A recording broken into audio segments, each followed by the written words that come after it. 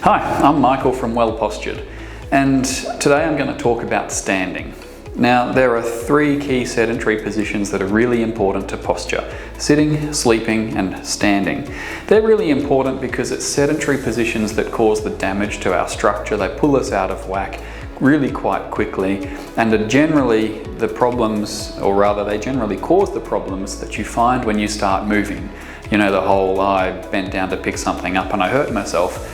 It's maybe the bending that hurt you, but it's probably more likely the fact that prior to bending you were slumped in the couch for 3 hours reading a book or sitting on your phone or whatever it was. Anyway, so sedentary positions are important. Today's topic is standing.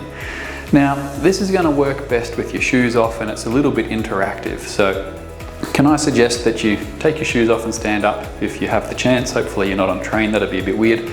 But yeah, shoes off is good, because what I want you to do is notice where your weight is on your feet. Now, basically everybody carries a little bit of weight on their toes when they're standing. It's okay, you've never thought about this before. Nobody really has. That's all right. But just notice that when you're standing, you've got some weight on your toes.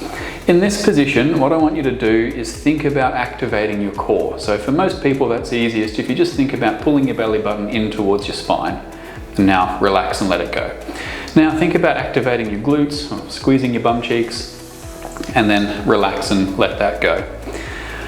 Now, back to the feet. I want you to think about getting your weight back onto your heels. And this has nothing to do with feet. We're going to talk about feet in a second. But this is mostly all about the pelvis and low back. What you'll notice in pulling your weight back onto your heels is that it's the position or even the shape of your low back and pelvis that change. And as your low back and pelvis drop forwards, your weight will shift towards your toes. And as you get this back, your weight will shift towards your heels. Some of you are going to struggle with this because you have very poor core activation. If you're my patient, I really hope that you're not struggling with this. Your body should be pretty good at it. If it is struggling, please let me know and we've got some work to do. But get your weight back onto your heels by tilting your pelvis backwards. Then what you should notice then is that you can wiggle your toes freely. When you're standing, you should be able to freely wiggle your toes without having to use them to hold on to the surface that you're standing on. If you're holding onto the ground, then you've still got some weight on your toes. So while you're in this position, I want you to think again about activating your core or pulling your belly button in towards your spine, and you should find that easier. And then think about activating your glutes, and you should find that easier.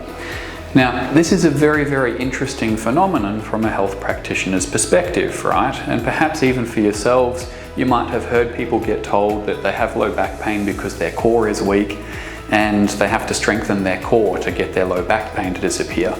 But what you've just found out is that your core weakness or your core activation has a lot to do with the position of your low back.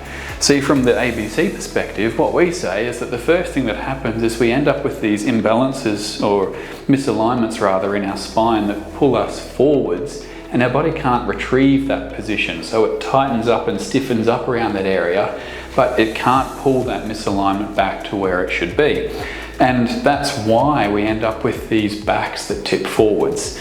So to all of those people out there on Instagram who are getting around and trying to poke their butt out like this and are actively pulling their low back into that compromised position, that's a pretty sketchy game that you're playing.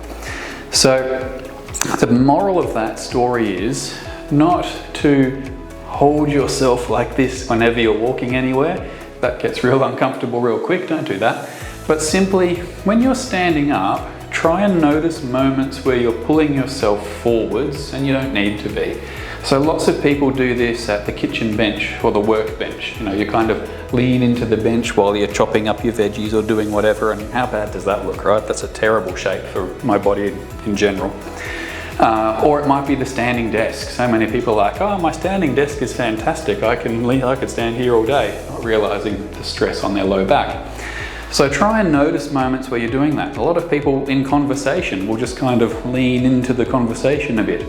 Try and remember to keep your weight back on your heels and notice moments where you're doing this pull forwards unnecessarily to get that back and to save your low back and pelvis and help things out a fair bit. So that's really important. And then the next thing that I want to say about standing is a pet subject of mine that I'm sure you've all heard me talk about before, and that is feet. The reason I'm barefoot as much as I can be, and I wear barefoot shoes if I have to put shoes on, is not just to strengthen my feet and all those things that I have talked to you a lot about before, but it is also because shoes really disrupt the natural position that our feet are in. So when you're here and we're doing our adjustments, my focus is on getting your body into this upright position where you're upright and relaxed and there's no effort required to maintain this position.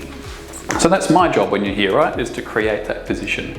Your job is to maintain that, and that's why my little suggestion before was notice moments where you're leaning forwards and pull yourself back. But all the work that I do here is done with you in bare feet, and it's all about getting this position settled and stable. Then when you put shoes on, you've got something underneath your heel that lifts your heels up, and underneath your toes that lifts your toes up, and all of a sudden the game changes significantly. So it's a bit of a sad secret that once you put your shoes on, you actually start pulling yourself out of whack like that. So barefoot shoes, going barefoot as much as you can, spending as little time as possible in shoes that do anything to change the natural shape of your foot is absolutely important. So that's why I spend so much time talking about shoes and feet and their importance, and I'm very, very sorry to those of you who like your pretty shoes that have the shape that you're used to seeing and you don't really want to give them up. I know this is bad news for you, but the fact of the matter is there are so many reasons that shoes are sending you backwards, and this is a big part of it. It's not just affecting your feet, but it's actually affecting every single part of your structure.